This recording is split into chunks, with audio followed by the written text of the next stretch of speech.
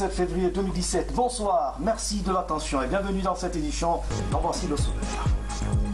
Désenclavement des zones de production, le fonds d'entretien routier vient de réaliser un pont de 53 mètres linéaires entre Farana et le district de Kasséria et des greniers agricoles de la savane. Les nouvelles politiques nationales de la biologie médicale, le document est en élaboration ici à Conakry. La rencontre mobilise les différents responsables des structures de santé. Au sommaire encore, la Guinée, dans les préparatifs de l'événement Conakry, capitale mondiale du livre. Dans ce journal, nous irons à la découverte du livre Les fous du 7e ciel de Koumanjo Géna Diallo, un livre qui dénonce les violences basées sur le genre. Encore une fois, bonsoir, merci de l'attention et bienvenue dans cette édition qui s'ouvre sur une série de décrets du chef de l'État, professeur Alpha Condé. Décret D 2017 048 PRG SGG portant création, attribution, organisation et fonctionnement de l'autorité guinéenne de l'aviation civile, AGAC.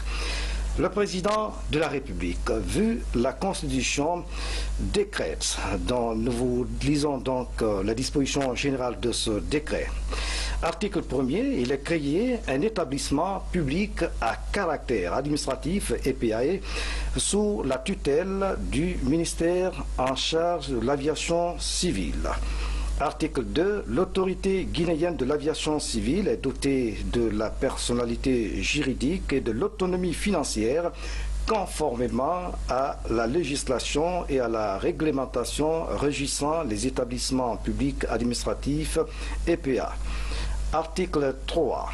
Le siège social de l'AGAC est fixé à Conakry. Il peut être transféré à l'intérieur du pays sur proposition du conseil d'administration et après avis favorable de l'autorité de tutelle. Chapitre 5, disposition finale. Article 33. Le ministère des Transports et le ministère en charge du budget sont chargés de procéder aux inscriptions budgétaires dans la loi de finances rectificative 2017 de toutes les ressources financières nécessaires au fonctionnement de l'AGAC. Article 34. Le présent décret qui abroge toute disposition antérieure contraire prend effet à compter de sa date de signature et sera enregistré et publié au journal officiel de la République Conakry le 27 février 2017, signé professeur Alpha Condé, chef de l'État. Décret D 2017 049 PRG SGG portant nomination de membres du gouvernement.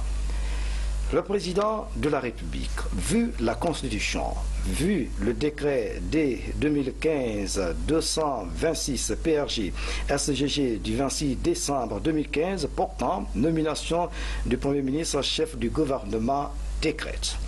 Article 1er. Les cadres dont les noms et prénoms suivent sont nommés dans les fonctions ci-après. Ministre de la fonction publique, de la réforme de l'État et de la modernisation de l'administration. M. Billy Nankouma Doumbouya, administrateur civil, précédemment conseiller principal du dit ministère. 2. Ministre de l'Environnement, des Eaux et Forêts, Madame Assiatou Baldé, économiste, précédemment chef de cabinet du dit ministère. 3. Ministre de l'Enseignement préuniversitaire et de l'Alphabétisation, M. Ibrahima Khalil Konaté, enseignant, précédemment directeur communal de l'éducation de Matoto. Article 2. Le présent décret qui prend effet à compter de sa date de signature sera enregistré et publié au journal officiel de la République Conakry, 27 février 2017, signé professeur Alpha Condé, chef de l'État. Décret D 2017 050 PRG SGG portant nomination d'un haut cadre à la présidence de la République. Le président de la République, vu la Constitution, décrète. Article 1er. Dr Souleymane Camara, précédemment secrétaire général du ministère de l'Enseignement, de l'Environnement, des Eaux et Forêts, est nommé ministre conseiller à la présidence chargé des questions environnementales. Article 2. Le présent décret qui prend effet à compter de sa date de signature sera enregistré et publié au journal officiel de la République. Conakry, 27 février 2017, signé professeur Alpha Condé, chef de l'État. Décret portant nomination de haut cadre au ministère de l'enseignement préuniversitaire et de l'alphabétisation. Le président de la République, vu la Constitution, décrète, article 1er, M. Kasmir Yaoura, professeur de géographie, est nommé secrétaire général du ministère de l'enseignement préuniversitaire et de l'alphabétisation. Article 2. M. Alassane Yakete, matricule 211-922K, en service au ministère du Budget, est nommé chef de cabinet du ministère de l'enseignement préuniversitaire et de l'alphabétisation. Article 2. Article 3 donc, le présent décret qui prend effet à compter de sa date de signature sera enregistré et publié au journal officiel de la République. Conakry, 27 février 2017, signé professeur Alpha Condé, chef de l'État. Décret D 2017-052 PRG SGG portant nomination de haut cadre au ministère de l'Environnement, des Eaux et Forêts. Le président de la République, vu la Constitution, décrète, article 1er, M. Saïdou Bari Sidibé, juriste, précédemment directeur du bureau d'études et d'évaluation environnementale, est nommé secrétaire général du ministère de l'Environnement, des Eaux et Forêts. Article 2, M. Hawa Moussa Keïta, juriste en service à la présidence de la République, est nommé chef de cabinet du ministère de l'Environnement, des Eaux et Forêts. Article 3. Le présent décret qui prend effet à compter de sa date de signature sera enregistré et publié au journal officiel de la République. Conakry, 27 février 2017, signé professeur Alpha Condé, chef de l'État. Décret D 2017-053 PRG SGG portant nomination d'un haut cadre au ministère de la fonction publique, de la réforme de l'État et de la modernisation de l'administration. Le président de la République, vu la Constitution, décrète, article 1er, M. Eugène Falikou Yomalo, administrateur civil, précédemment inspecteur général de l'administration publique, est nommé secrétaire général au ministère de la fonction publique, de la réforme de l'État et de la modernisation de l'administration. Article 2. Le présent décret qui prend effet à compter de sa date de signature sera enregistré et publié au journal officiel de la République. Conakry, 27 février 2017, signé professeur Alpha Condé, chef de l'État. Décret portant nomination, décret D 2017-054 PRG SG portant nomination de haut cadre au ministère de l'Industrie, des PME et de la promotion du secteur privé. Le président de la République, vu la Constitution, décrète, article 1er, les cadres dont les noms et prénoms suivent sont nommés dans les fonctions ci-après. 1. Secrétaire général, M. Alseni Silla, confirmé. 2. Chef de cabinet, Mme Sona Konaté, confirmé. 3. Conseiller principal, M. Yanka Koivogi, confirmé. Conseiller juridique, M. Jean-Pierre Condé, juriste, confirmé. Conseiller chargé des questions industrielles et de qualité, M. Yeke Goumou, confirmé. Conseillère chargée des questions des PME et de la promotion du secteur privé, Mme Minte Sissé, précédemment directrice générale de l'Institut guinéen de normalisation et de métrologie. Conseiller chargé de mission, M. Ali Bangoura, économiste confirmé. Conseiller inspecteur général donc, Dr Mamadi Joubaté, confirmé. Inspecteur général adjoint, M. Fodé Conté, administrateur civil, précédemment conseiller chargé des PME et de la promotion du secteur privé. 10. Directeur national de l'industrie, M. Billy Nankuma Condé, confirmé. 11. Directeur national adjoint de l'industrie, Elhadj Adama Touré, confirmé. Directeur national des petites et moyennes entreprises, M. Aboubakar Silla, précédemment chef du bureau propriété intellectuelle au service de la propriété intellectuelle. Directeur national adjoint des petites et moyennes entreprises, M. Mohamed Daraba, ingénieur, précédemment inspecteur général adjoint. 14. Directeur national de la promotion des secteurs privés, M. Agibou Berité, confirmé. Directeur national adjoint de la promotion des secteurs privés, Mme Fatou Touré, précédemment responsable cellule du genre et équité au ministère de l'Industrie. Directeur général du Bureau de stratégie et du développement, M. Saïdou Diallo, précédemment directeur général adjoint du Bureau de stratégie et de développement. Directeur général adjoint du Bureau de stratégie et de développement, M. Maxime Émile Jumbono, inspecteur, ingénieur agronome, consultant indépendant. Directeur général de l'Institut guinéen de normalisation et de métrologie, M. Joumet Sangaré, ingénieur chimiste, précédemment attaché de cabinet. Directeur général adjoint de l'Institut guinéen de normalisation et de métrologie, M. Yacouba Silla, confirmé. 20. Directeur général du service de la propriété industrielle, M. Mamadou Bilo Ba, confirmé. Directeur général adjoint du service de la propriété industrielle, M. Ousmane Kaba, confirmé. Directeur général de l'Agence autonome d'assistance aux entreprises, M. Alamako Kourma, précédemment directeur général adjoint. 23. Directeur général adjoint de l'Agence autonome d'assistance aux entreprises, M. Alexis Lama, ingénieur, précédemment directeur national adjoint des PME. Directeur général du Centre pilote de technologie industrielle, CPTI, Madame Tibili Touré, précédemment directrice générale adjointe du CPTI. Directeur général adjoint du Centre pilote de technologie industrielle, M. Alassane Conté, précédemment chef de division au CPTI. 26. Inspecteur régional de la ville de Conakry, M. Inspecteur régional de la ville de Conakry, M. Elhaj Sana Keita, confirmé. Inspecteur régional de Kindia, M. Alpha Amadou Diallo, ingénieur agronome, matricule numéro 178 28 287 W, en service à la direction préfectorale des eaux et forêts de Kindia. Inspecteur régional de Mamou, M. Mamadou Sambasso, ingénieur, géologue, environnementaliste, matricule numéro 170 491 C, en service à la direction régionale de l'environnement, des eaux et forêts de Mamou. Inspecteur régional de Boké, M.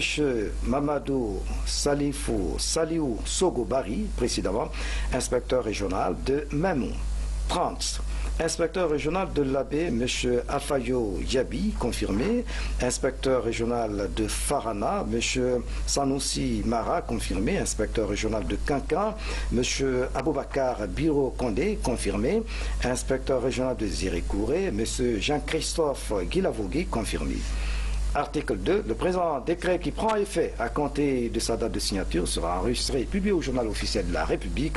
Conakry, 27 février 2017, signé professeur Alpha Condé, chef de l'État.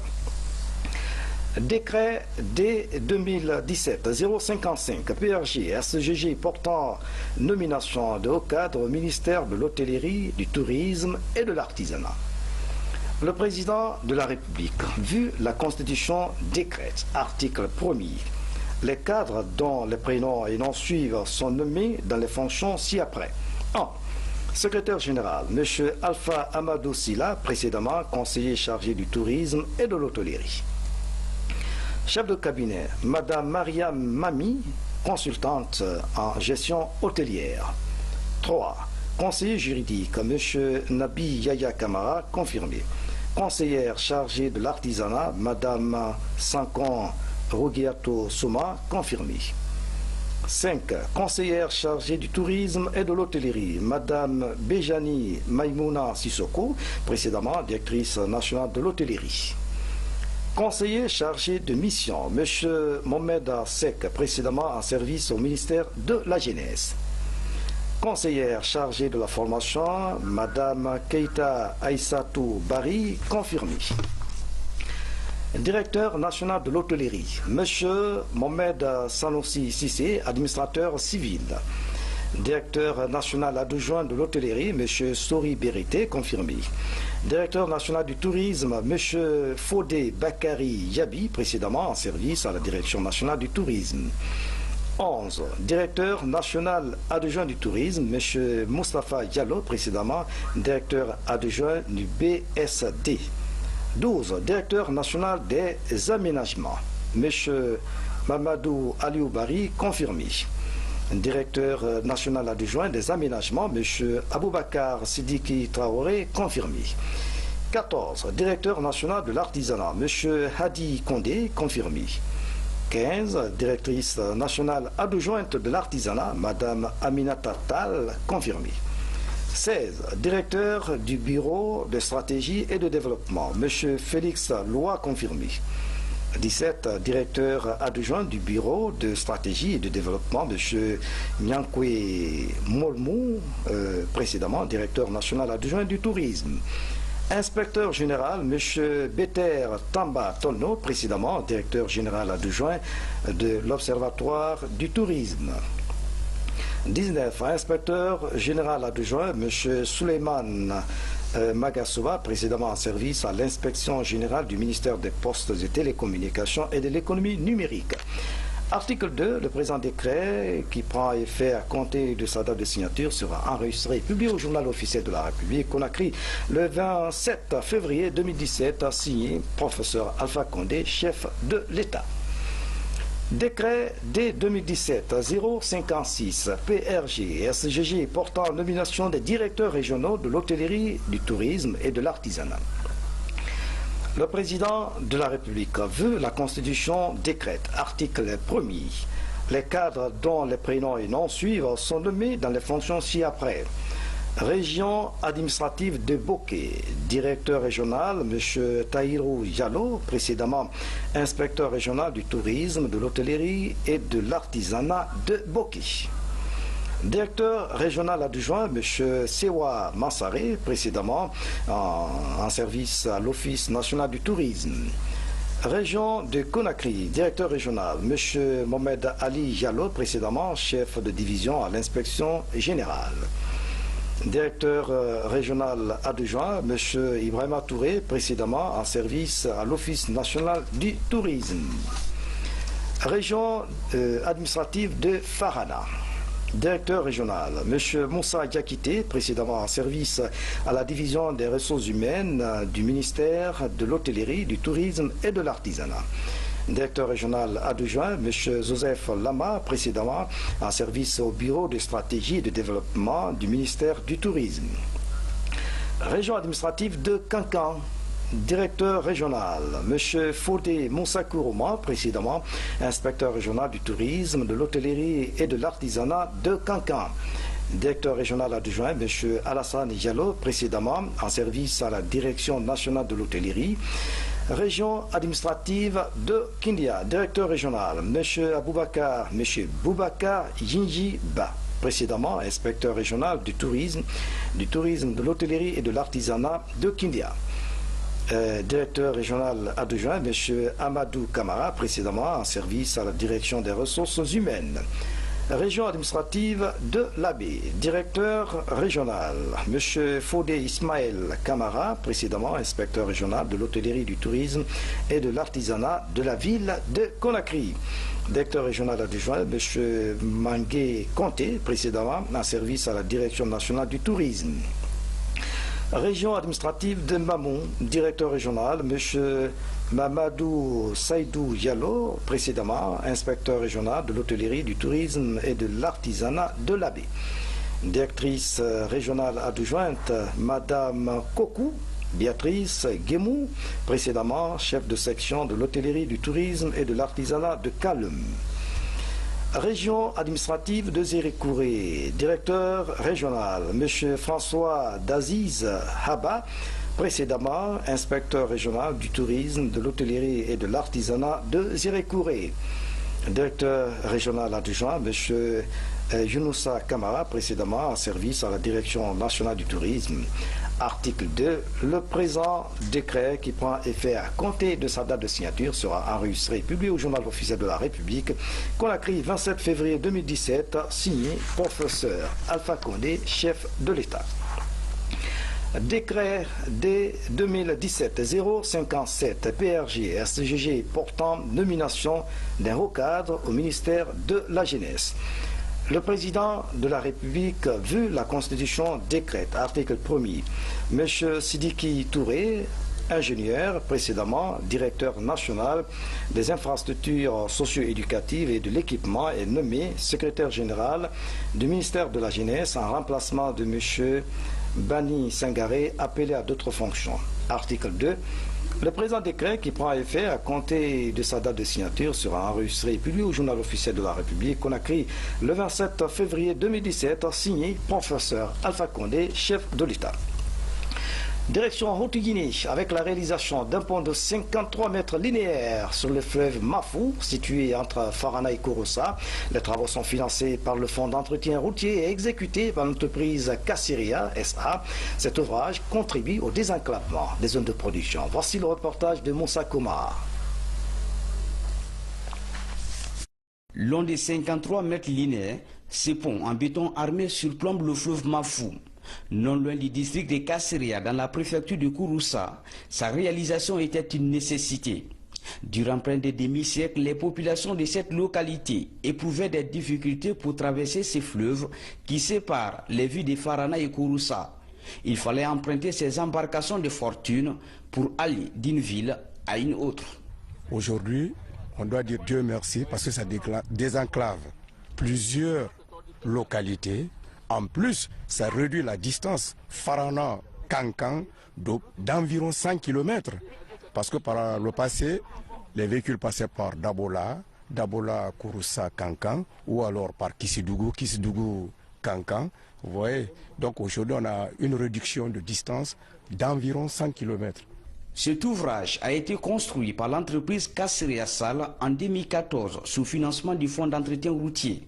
Outre le pont, cette route en terre de 65 km est encore réalisée pour faciliter la mobilité des populations et l'écoulement de leurs produits agricoles. Sur 40 km, il n'y avait pas de route. C'est les motos qui passaient. Mais ce qu'on appelle ouverture, on a fait l'ouverture, on a envoyé le bill, on a ouvert d'abord le passage et puis on a fait la route. Et sur les 25 km, c'est ce qui était la réhabilitation et l'entretien. Donc il y a pratiquement sur les 40, il n'y avait pas de route. Une digue, 3 décharges et une dizaine de dallos sont réalisés pour protéger la chaussée ou encore rendre la circulation fluide. Les populations de la dizaine de villages impactés manifestent ici de façon spontanée leur joie et remercient le chef de l'État.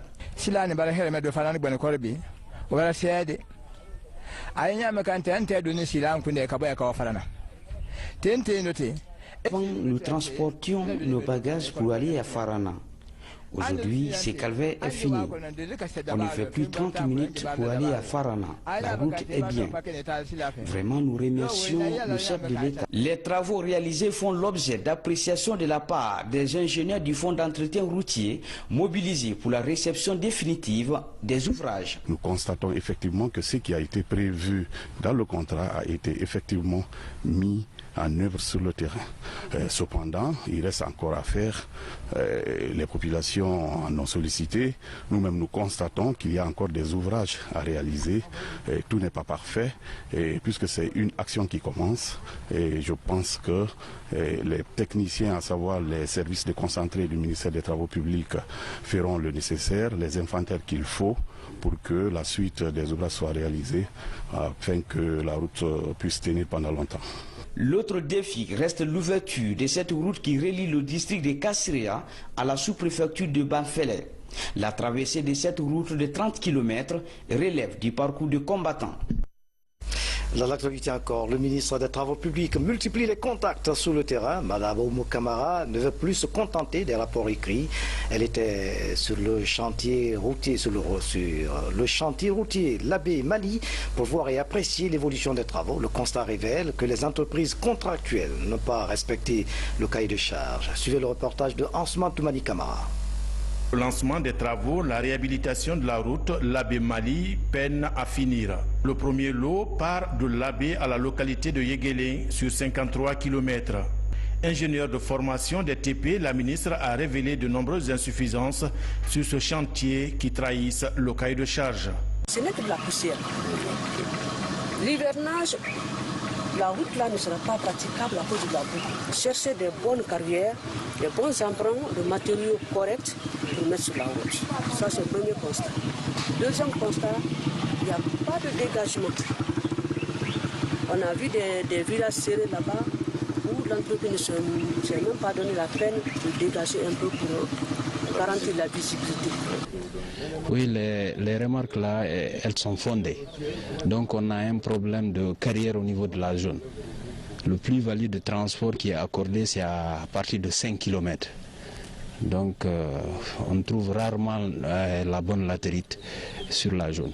Mais néanmoins, nous allons nous efforcer pour trouver de la bonne latérite. Sur le second lot qui mène à Mali Centre, la lenteur des travaux et le sous-équipement de l'entreprise contractuelle sont dénoncés même par les populations riveraines. Longtemps, on a entendu qu'il y a le financement qui est obtenu, mais sur la réalité, on ne voyait absolument rien. Mais présentement, j'ai vu les machines sur la route qui ont commencé à travailler. Si ça continue dans ce sens, je sais qu'on va sortir sur ces différentes difficultés. Vraiment, on demande à ce que le ministre prenne la disposition. Soit si l'entreprise ne peut pas, ils n'ont qu'à résilier le contrat et chercher une entreprise qui peut faire le travail avant que la saison pluie arrive. Puisqu'on souffre, c'est le calvaire entre Labé et Yembéré, à Labé Mali. Dans des localités riveraines de cette route comme Yembéré et Mali Centre, la ministre des Travaux publics et sa suite ont eu des échanges directs avec les populations. Des échanges ont porté sur les mesures prises pour accélérer les travaux. Il les a aussi rassurés de la volonté du gouvernement à faire face aux préoccupations des populations. Mon constat de façon générale, c'est que ce n'est pas du tout satisfaisant. Il faut, dès après cette mission, prendre des mesures immédiates pour finir les travaux là avant la saison de pluie. Traversant un relief très accidenté sur 112 km, la route Labé-Mali est le second tronçon qui relie la Guinée au Sénégal en passant par Kédougou.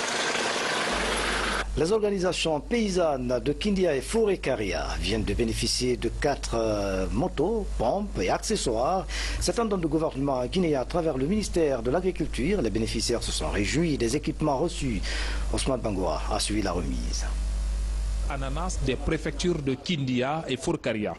C'est un geste du gouvernement pour encourager les acteurs du secteur en vue de développer leurs activités agricoles et rentabiliser les productions. Planteurs et surtout Founia-Walke.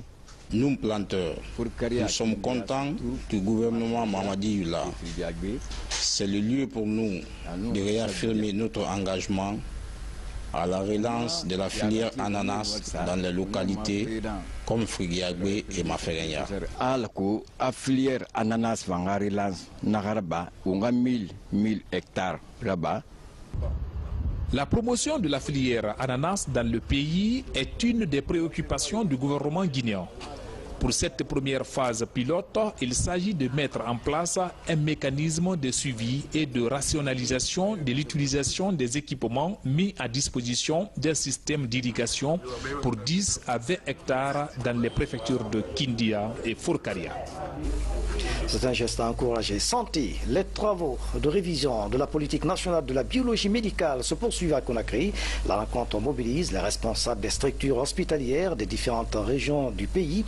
La démarche vise à redonner à ce maillon important du système de santé toute sa place dans la chaîne des soins en Guinée. Sori de Kera signe ce reportage. Essentielle du système de santé, la biologie médicale est considérée comme le déterminant principal des soins sanitaires. Selon les laborantins, elle précise le diagnostic, facilite la prise de décision chez les prescripteurs et rationalise les frais de traitement. Conscient de cette réalité, le comité de consultation de la direction de la biologie médicale échange avec les acteurs venus de Conakry et des 7 régions de l'intérieur du pays. Les acteurs vont se pencher sur la présentation du niveau de mise en œuvre de la nouvelle politique nationale de la biologie médicale. Il va prendre en compte le plan national de développement sanitaire, donc le plan de résilience pour une période de 5 ans, mais un plan triennal peut s'en dégager également.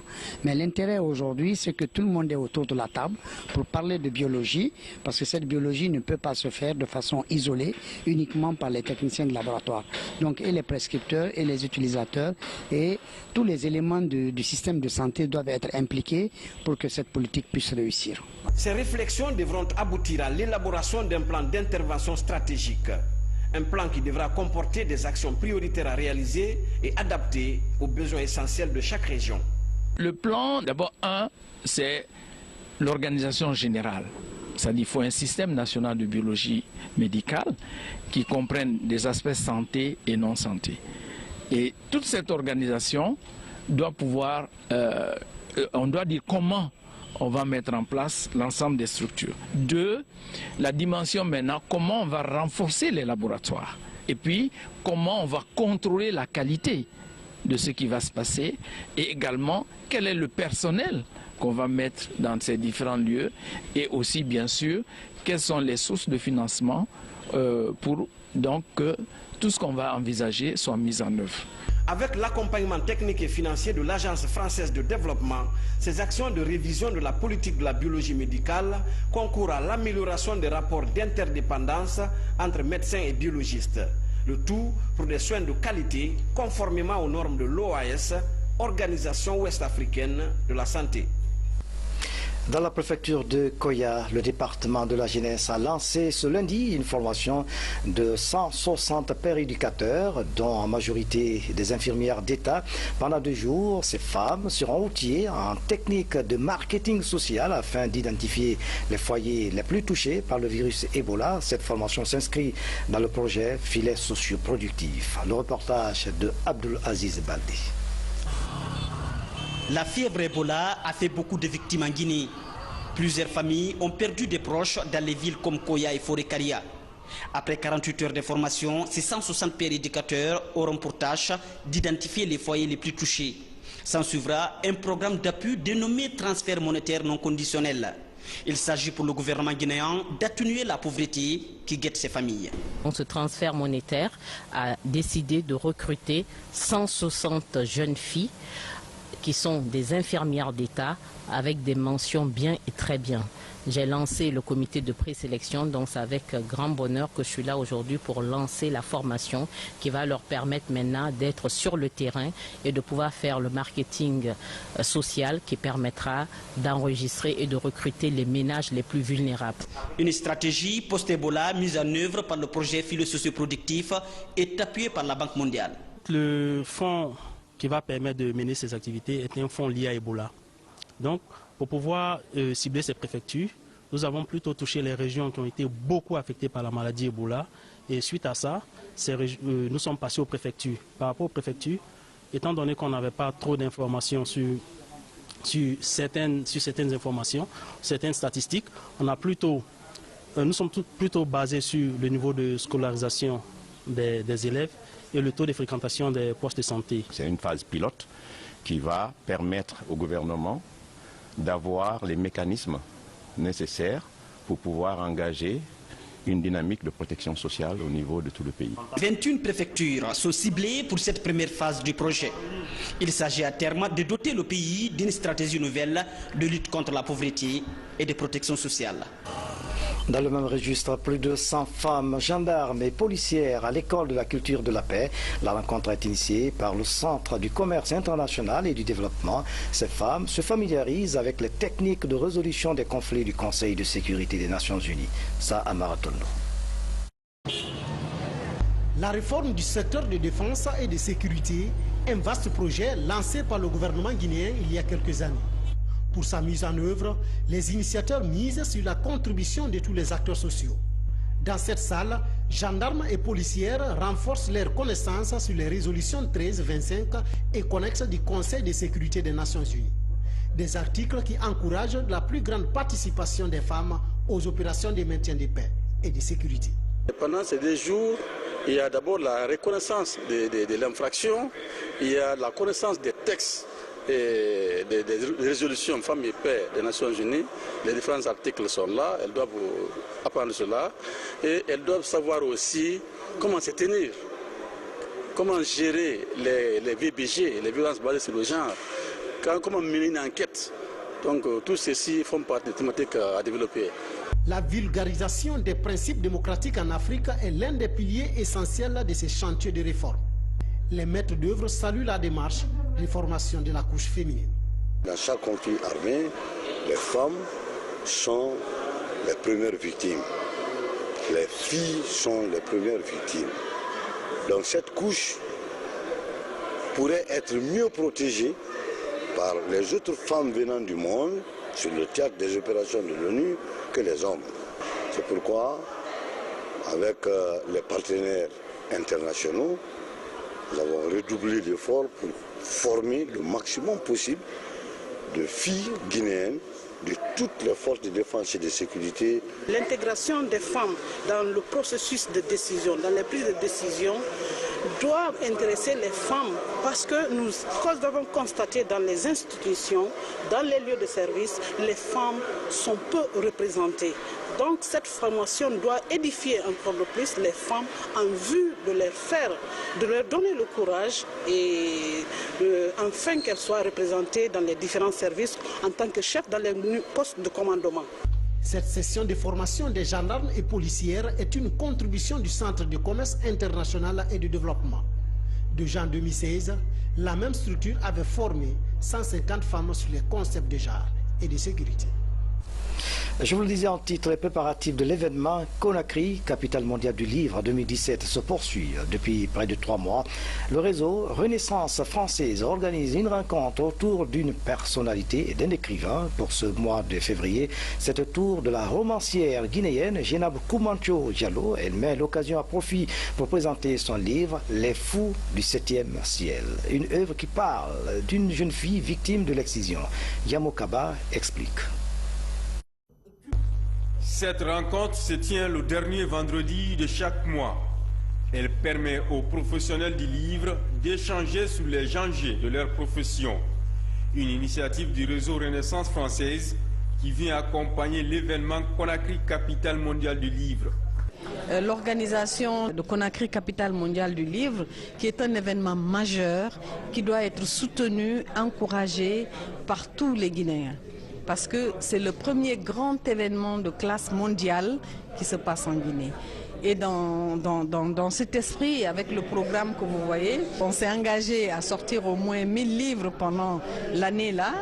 Et ensuite, il y a beaucoup de médiathèques, beaucoup de bibliothèques qui vont être ouvertes, pas seulement à Conakry, mais à l'intérieur de la Guinée. La romancière Jenab Diallo est retenue comme la personnalité du mois. Dans son roman Les Fous du 7e ciel, elle retrace la vie d'une jeune fille victime de l'excision, véritable arme de combat contre les mutilations génitales féminines. Une petite fille de 8-9 ans, on va pratiquer sur elle des opérations terribles, donc c'est une folie quelque part. Et une folie en mariant une fille qui n'a pas l'âge d'être mariée, une autre folie parce qu'on doit ramener la fille chez l'exciseuse qui va repratiquer encore une autre opération, etc. Et c'est comme ça jusqu'à ce qu'elle rencontre un fou, un vrai maintenant, mais qui a fait preuve de sagesse, qui lui a essayé de démontrer qu'on doit dorloter la femme, qu'on doit lui parler de mots doux dans les oreilles. Donc le fou en fait n'était pas un fou, c'est les autres qui étaient des fous.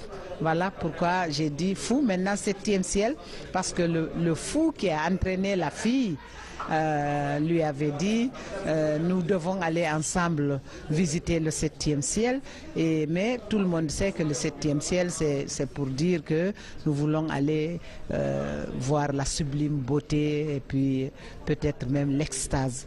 C'est une dame que je connais de longue date, elle est courageuse, elle a la passion de l'écriture et se bat au quotidien pour pouvoir traduire ses sentiments personnels et ceux de sa société avec un certain détachement ou un réel engagement quand il le faut.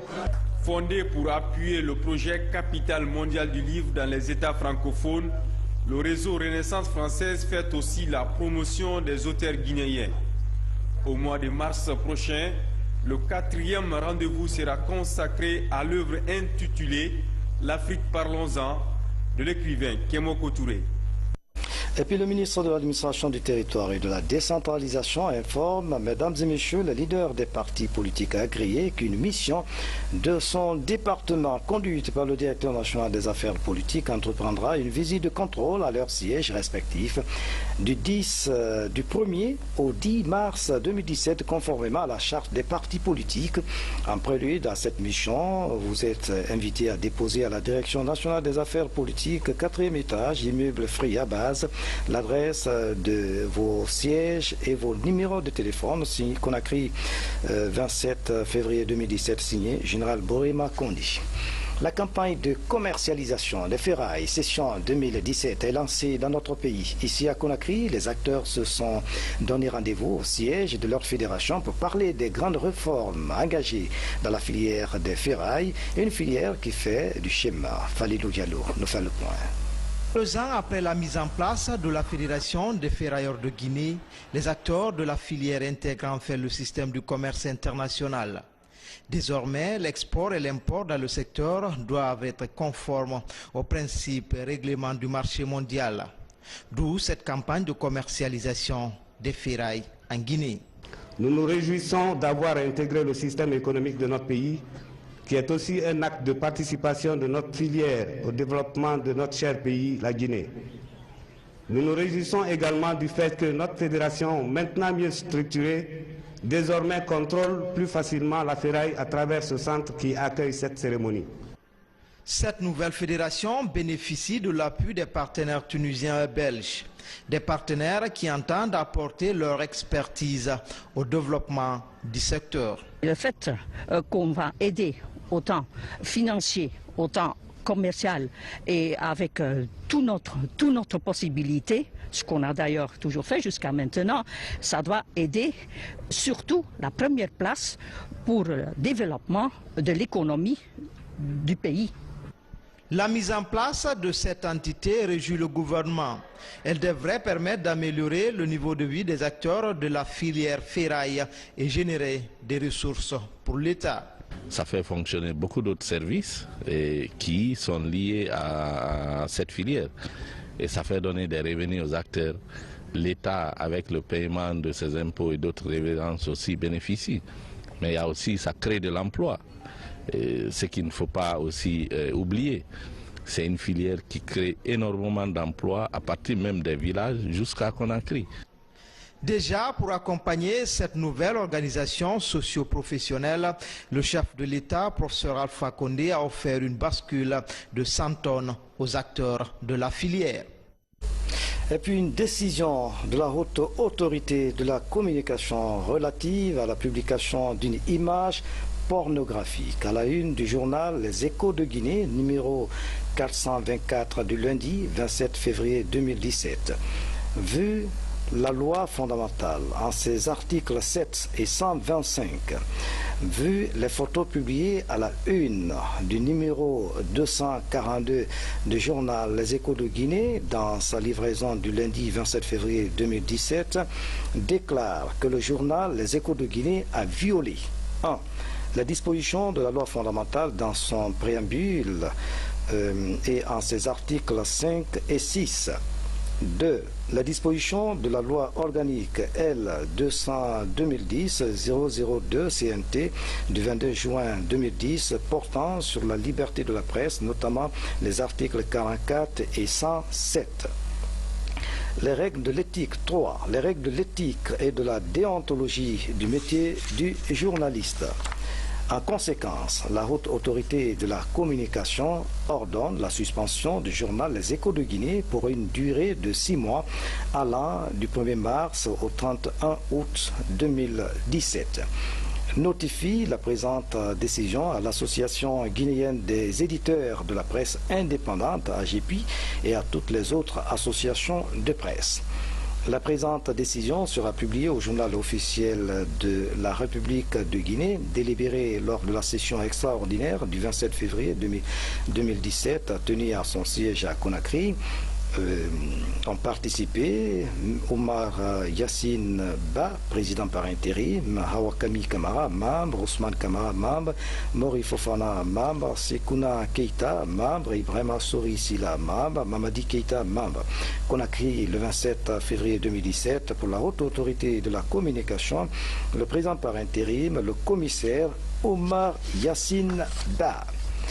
Le journaliste, page noire donc, le journaliste Cheikh Omar Kamara a tiré sa révérence à Conakry à l'âge de 73 ans, vous le savez, animateur des émissions Un Chant et son contenu pour une nuit. Une autre émission, Un Conte pour une nuit à la radio nationale, est décédé samedi à Conakry par suite d'un arrêt cardiaque. Cet homme, à la voix au perché, a consacré toute sa vie au service de la nation. Ce matin, une importante délégation du ministère de la Communication, vous le voyez donc en image, s'est rendu dans la famille du défunt pour présenter les condoléances. A précisé que le doyen Cheikh Omar Kamara sera inhumé demain après la prière de 14h à Cameroun et la levée du corps est prévue à 10h à la morgue d'Iasdine. Cheikh Omar Kamara de Rampé, tu as bien rempli ta mission. Voilà, c'est la fin de cette édition. À tous, merci de nous avoir suivis. Excellente soirée. Au cas où vous soyez dans le monde. À demain.